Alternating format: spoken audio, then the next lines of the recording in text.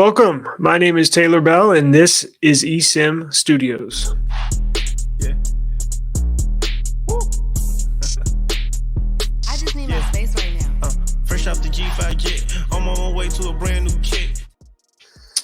All right, today is December 22nd, Friday, December 22nd. I hope everybody has had a good week and moving into the holiday weekend. I hope everybody has a safe weekend, Christmas, and definitely safe travels if you're venturing out to meet family for the Christmas weekend. This is Daily Tech News, episode number 11. I appreciate you for joining me. Now, I do have some good news topics, some tech news topics for a few of them for today's episode. Let's jump right into it. No need to waste. I also have a tip, too, for some people that might potentially get some AirPods, Apple AirPods for Christmas. I'm going to show you how to spot fake AirPods. So if you're buying them, or let's say a unknowing relative or a relative unknowingly purchased them for you, I'll show you how to spot them. But let's jump in here real quick. Let me share the screen. So as you know, we've covered it. The OnePlus 12 is right around the corner. Obviously, the big news is the S24, and you might have seen a lot of articles about news articles about the colors and storage variants, especially yesterday, hitting the news waves. Well, if you were subscribed to eSIM Studios, you would already know the colors and the storage variants. We went over that on, I think, Monday or Tuesday. So we are ahead of the curve here on tech news. But OnePlus 12, that's going to be released here, I think, right around the time the S24 series is. And they're bringing a new model to the US market. Now, what is that new model? That is the OnePlus 12R. Now, the OnePlus 12R, the R series, has traditionally been only for the Asian markets, more specifically China, like the OnePlus 11R, the OnePlus 10R. So here's the closest thing I can compare it to. It's like the Google Pixel A series, right? 5A, 6A, 7A, except Google cuts a lot of the specs on the A series to bring down that price. So there's a big difference between the Pixel 7 and the Pixel 7A, right? Like as far as specs. Well, OnePlus beefs theirs up. They don't cut much, and the price is seemingly far less than the traditional OnePlus. So a OnePlus 12 compared to a OnePlus 12R, really not that much difference other than the price. So this will interest you if you want I would say this is flagship specs at mid-range prices, right? The Pixel A series is mid-range specs at mid-range prices. If you want a badass phone that costs hundreds of dollars less than your typical flagship, this OnePlus 12R is going to be a device you're going to be needing to look into. It says OnePlus is planning to release a budget-friendly model called the OnePlus 12R globally, including the United States, which hasn't been done before. As I mentioned, it was typically released in China. Now, you could buy them on like AliExpress and stuff like that, but it would have, Chinese ROM. You'd have to download and install the Google Play Store, all that crap. It's going to be made for a US phone. So it's going to be just like any other unlocked phone you buy from their website, I'm assuming, or probably Amazon as well. Oh, we got news on Amazon. Naughty Amazon. I'll get to that quick. According to a listing on a Chinese carrier site, the OnePlus 12R, also known as the OnePlus Ace 3 in China, will have a 6.8-inch display in a 1.5K resolution with 1.5K resolution. When's the last time Oh, wait, check this out. The device will feature a Qualcomm Snapdragon Gen 2 chip.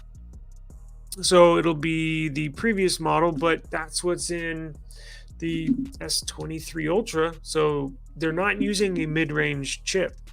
It'll have 12 gigs of RAM or an upgraded 16 gigs of RAM variant and a ginormous 5500 milliamp per hour battery with 100-watt fast charging capabilities. When is the last time you've heard of a mid-range device having those specs? Probably never. I've had my eye on. I've this close to pulling the trigger on an R series in the past because they are cheaper, and I think this year might be the year. It looks the same, and it basically is the same as the OnePlus 12. So what's the difference, right?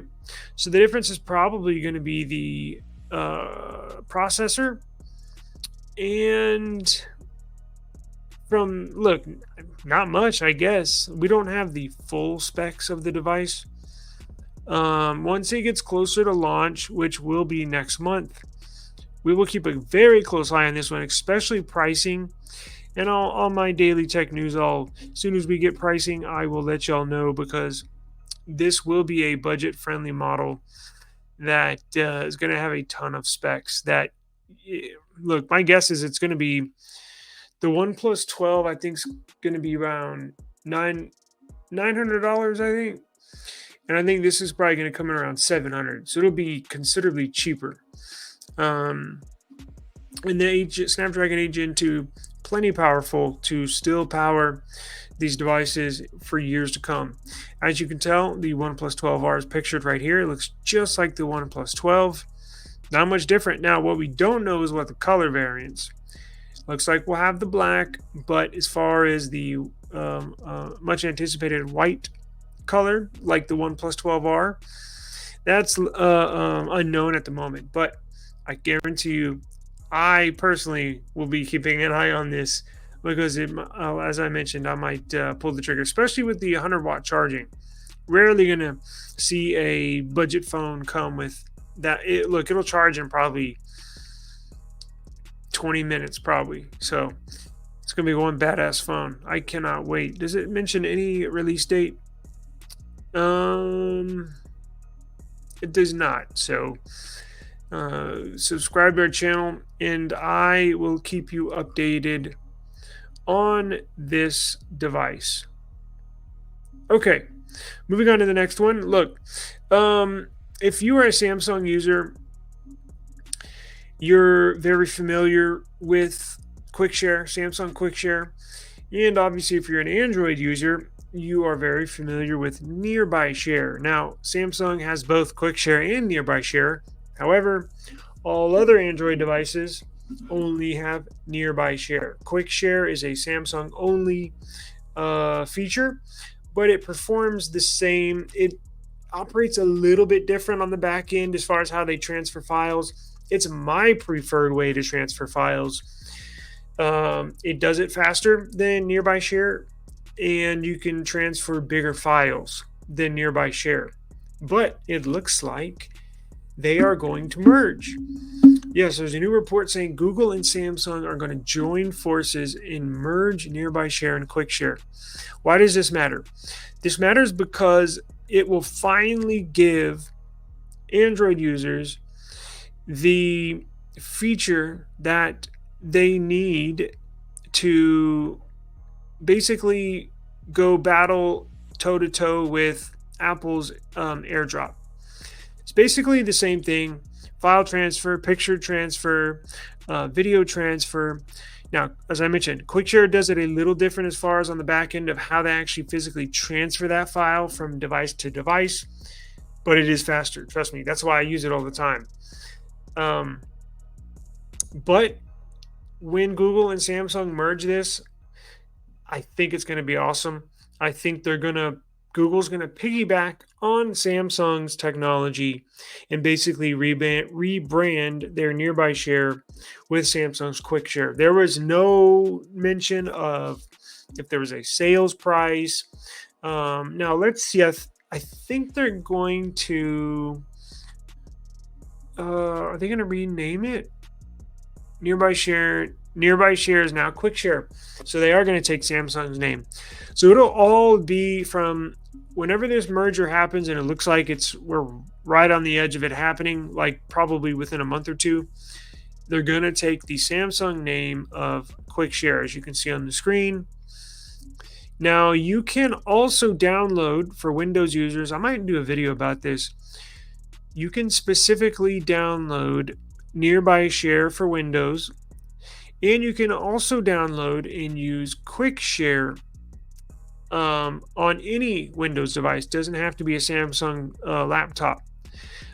And I'm thinking that they will also implement, obviously, their desktop sharing model into one. So they'll probably just merge, obviously, Quick Share and Nearby Share on desktop, and that will be fantastic because I use two file sharings for my service. One is an HP file sharing service, but I also do use Quick Share on my HP laptop between my Samsung device and my HP laptop to send and share larger file size. So once this gets official, we will review it and I will let you know. So basically how this got discovered is that there was a beta version of Google Play services. Now it's interesting. Oh, here's the new logo. You got that right there. New logo, Quick Share for all Android devices. It apparently got installed on a few people's Pixels. As you can tell, it's a Pixel theme, Pixel icons. There's a Twitter user, Zaraki, whatever, on Twitter, a known Pixel leaker. It almost seems like they were trolling her, right? Because how is this gonna accidentally just appear on a tech journalist's phone? Anyways, this person on Twitter received an updated version of Google Play Services beta. Their own phone's Nearby Share had been rebranded to Quick Share. Now she has a Pixel, complete with updated UI, icon, and everything else. When looking through the Play Services app, evidence was found that points to an education flow for the new Quick Share experience. So digging into the code, there's proof that this is what they're going to do. So good news for all Android users. This is a very good thing, and it'll still be Quick Share on your Samsung devices. It was kind of annoying to have Quick Share and Nearby Share if you're a Samsung user, but if you're a Pixel user, if you're a Nothing user, you're going to love this. It's going to transfer everything faster and bigger files faster. 2 thumbs up. Okay, wow. This hit me by surprise. Apple halts smartwatch sales and replacements in the entire United States. What? Apple stopping smartwatch sales? Apparently so. It says Apple Watch Series 9 and Ultra 2 are no longer available online. And there's also some bad news for older watch models. Apple has stopped selling its latest smartwatches online. Sales of Apple Watch Series 9 and Apple Watch Ultra will be halted in Apple's retail stores on December 24th. Apple has also reportedly stopped offering hardware replacements for older watch models. If you were on the fence about getting an Apple Watch and just not sure, or maybe a last-second Christmas gift that your daughter or your niece or your boyfriend or girlfriend wanted an Apple Watch to go with their iPhone 15 Pro Max, better hurry. You got 2 days, I guess 1.5 days. Now, you won't be able to buy it online, but if you go to your nearest retail Apple store, Christmas Eve, December 24th, will be the last day you can purchase an Apple Watch. It probably won't last forever. I'm sure they'll start reselling them sometime in the near future, but nothing has been set in stone. Everything's up in the air. This occurs from a dispute over a patent.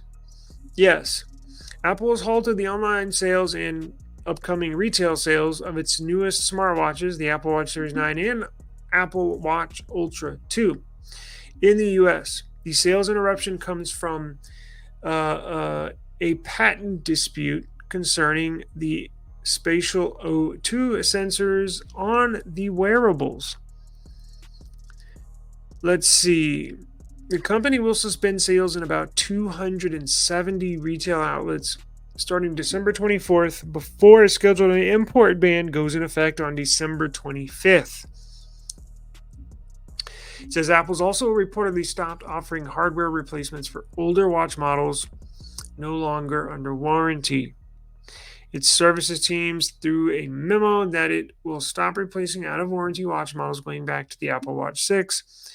That means if you have an Apple Watch 6, 7, 8, 9, Ultra, Ultra 2, and want a part replaced, you are shit out of luck. Look, it's not going to last forever. They're just not going to stop selling Apple Watches. And I can guarantee you they're still designing the Series 10 in their R&D department. But these disputes happen from time to time in technology. It's just it doesn't happen that often to Apple. But sometimes they will not launch a device due to patents, or they will start a design of a new project or product, and then halfway through it realize, well, we can't get the patent for it. Sometimes they'll buy the patent so they can release a model or a product. But in this case, it looks like the sensors on those Apple Watches, the design of it belongs to somebody else. I don't believe it says who. Let's see. It says Apple also stopped exchanging watches before the ban for a different color, size, return period. Okay, so you've been warned. If they will not be selling watches for a little while. Who knows when? Could be a week, could be a month. Technically, it could be a year. Does not say. Actually, hold up. Let me go to the dispute here and see who owns that. Who owns this patent? Does it say? It's due to blood oxygen sensor technology. Sorry, I got this. I shared this page here. There's another article. The disputes over a blood oxygen sensor technology. Does it say? Does it say? Does it say? I was trying to find who is the original owner of that patent. Oh, here we go. The statement refers to an order from the U.S. International Trade Commission. Well, they don't own it. That's where the order came in for the dispute. Oh, here we go. It says Apple has infringed on 2 patents of a medical technology company called Massimo. Isn't that the clothing company? I think it's spelled differently. Massimo. Both related to the light-based pulse oximeter feature. This ruling then started a 60-day presidential review period that allows the U.S. president to step in and veto a potential ITC ban on the sales of imports of the infringing products. However, the Biden administration has not stepped in, meaning that the clock continues to click to the December 25th deadline. Wow. Well, that's some interesting piece of information. It says Apple's preemptively deciding to take the latest step in cutting sales. The lower-end Apple Watch SE does not have this feature and thus will continue to remain for sale in the U.S. So if you absolutely have to have Apple Watch, or your niece absolutely has to have this for Christmas, if you're last second Christmas shopping, you can still get the Apple Watch SE. They are still selling that because it does not have that patented sensor in it. And it says the Biden administration decided not to veto. It says they can appeal, but you know how long that'll take. That would take forever. So interesting. Well, this certainly cuts into their profits, and they're not happy about it. But look, it's their own fault, or whoever designed this for sourcing that part. It doesn't belong to them, so that's why they can't sell it. So as soon as we get word on if there's a ruling, if Biden vetoes this, I will be the first to let you know. I can promise you that. Speaking of Apple products, how to spot fake AirPods. Interesting topic. It's not really a daily news, but since it is around present buying time, let me show you what's fake and what's not. So the easiest, quickest way, I know if you pair it to your iPhone, it'll say, it'll give you some message like not authentic Apple part, but I have something that you can decipher whether it's real or fake before you even pair it to your phone. Because if you're buying them aftermarket, right, you're not going to get these from an Apple store. I'm talking like if you meet somebody up like on Facebook Marketplace, offer up. This is the easiest way. You don't even have to pair it to your phone to figure out, right? Here's the easiest way. Go get a flashlight or your phone, turn the flashlight on. Here's what you're going to do. Apple, you're going to pull up this part, the top, and I'll show you in a second. But real quick, Apple there's a little metal strip right here in all of them, the real ones and the fake ones. However, the real AirPods also have metal wings that spread out across the side. So you see one metal chunk here and then two metal chunks here. The fake ones only have a metal piece in the middle. So there will be no metal pieces on either side of this flip tray. Let me show you.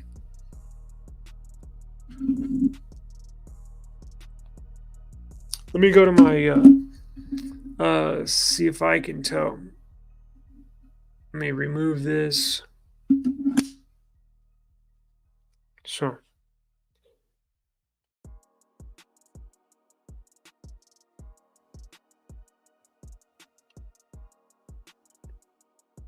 See on the bottom? See how it's hollow?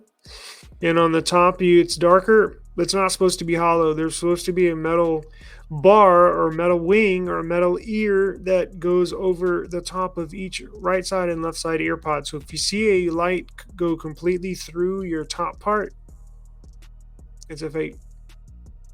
Can I get this one to show? It's not really coming through, but you got a good look on that bottom one right there. It's supposed to have metal all across this little flap. So if you see one side or both sides that are hollow, those are fake.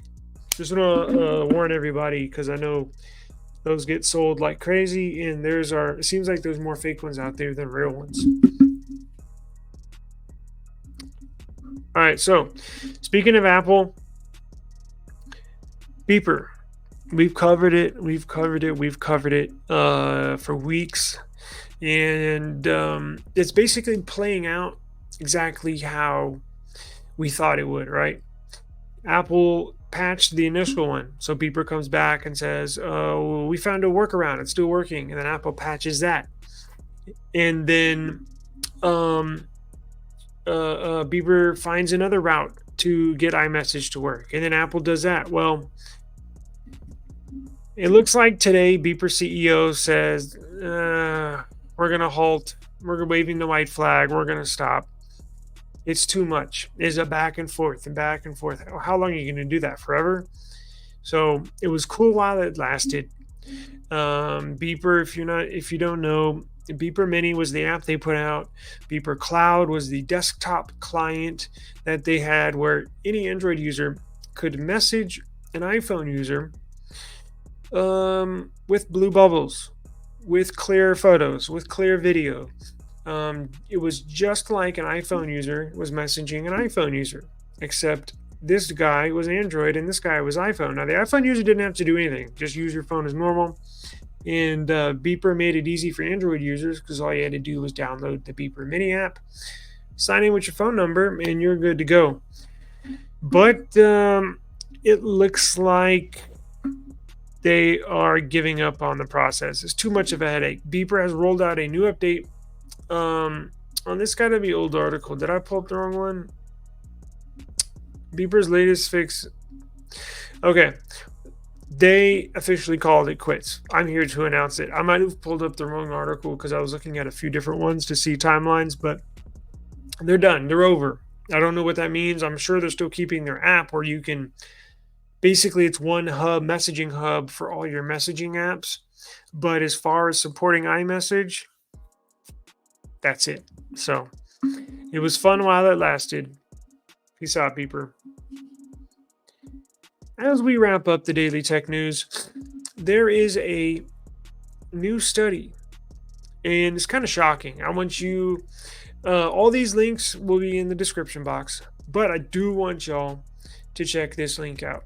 It will be mentioned down below in the description box. This study reveals the apps. We all have a bunch of different apps on our phone. Some apps are more common than others, but what's common across all of them is that they all collect data. Now, some are just a teeny tiny bit, right? Some just for app specific purposes. Some collect a lot of data that has nothing to do with the app that is on your phone. This study basically ranks the highest data collecting apps out, right? iPhone or Android. So, there's a VPN company named Incogni and Atlas VPN have compiled lists of the apps collecting the most data in 2023, and it's rather alarming. What's really bad is how some of these apps don't even clearly ask for user consent. Shopping apps, sharing info with third parties are among the worst they found. It says apparently some services share user data with third parties too. According to Incogni's report, Walmart and Amazon collect the most amount of user data. In addition to identification and common info like names, birthdays, these apps also collect more sensitive data, including social security number, auditory and visual data, device IDs, and financial details. Other retailers like Lowe's, Walgreens, and Costco were not that far behind Amazon and Walmart. Oh boy, that's not good. It says eBay was another major offender, according to Atlas VPN research. This research study how many data points a particular app collected. According to them, eBay collected 28 data points while Amazon collected 25. This does slightly conflict with Incogni's claim of Amazon being the worst offender. However, but if the other one has been number 2, aren't they 1 or number 2? It's not that big of a difference. Other popular apps that collected a large number of data points include Alibaba, AliExpress, I have that, Home Depot, Craigslist, Nike, and H&M. Now, these data points include very personal information, house addresses, phone numbers, credit scores, location data. Even text and emails were not exempt. All of this data is sold to third parties who use it for targeted advertising or other similar purposes. The biggest downside is that all of the data is vulnerable, and it is vulnerable to attacks. These companies invest heavily in cybersecurity, but data breaches and hacks have occurred quite often in the past. T-Mobile having I think 3 or 4 data attacks, customer data attacks in the last year. So how to limit your data collection, how to protect yourself. The easiest way, the simplest way is uninstall the app.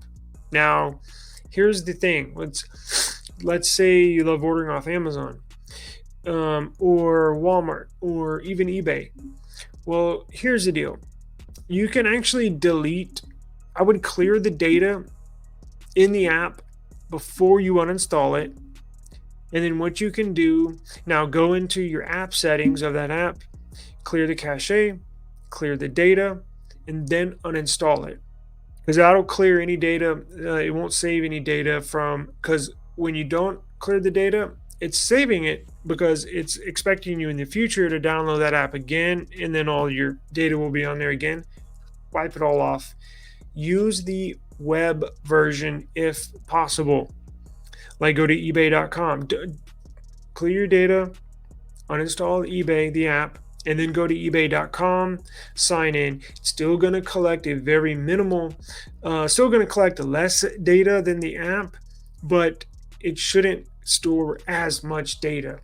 Actually, it's probably, I might look into that, but it might be a considerable less amount of data if you just stick to, now, you can also, if you just stick to the web version, you can go to ebay.com, sign in, and you can also go to, in Chrome, go to your settings, and you can actually add that to your home screen. So it's like an app, but it's not an app.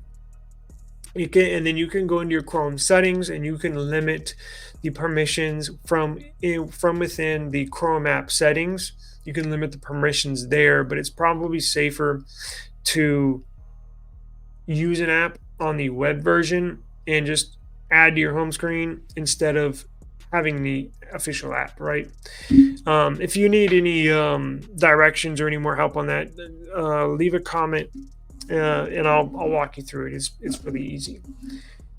Last but not least, Intel. Oh my God, Intel. Intel lays off over 311 workers days before Christmas. Can you believe that?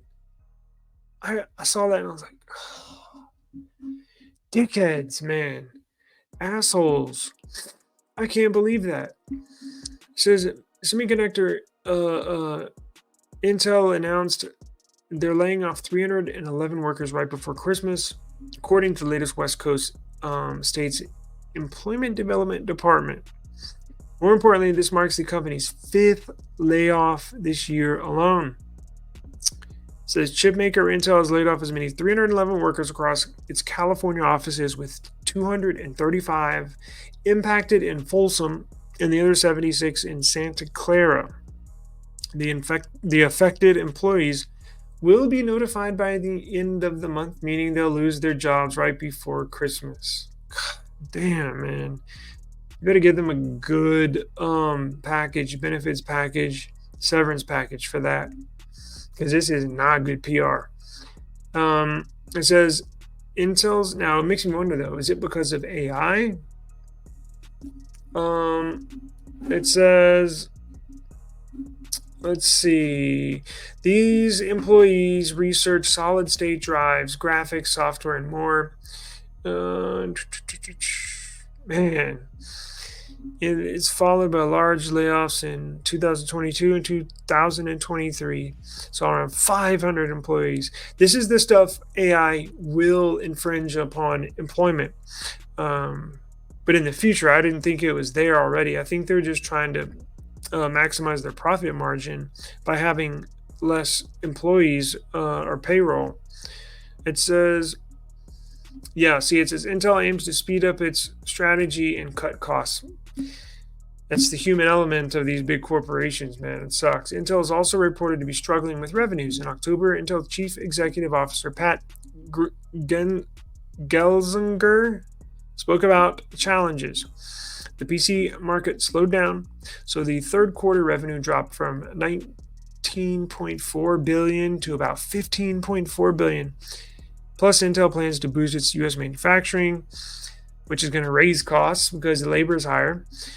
This move will likely stems from the recent ongoing China-U.S. trade tensions. Meanwhile, due to AI, more than 30,000 individuals in various fields are concerned about potential job losses.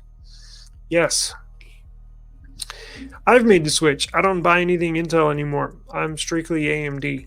From my experiences, AMD is just better performing, and it's actually cheaper. But that has nothing to do with this. If you're watching this, if you were fired, my sincerest apologies.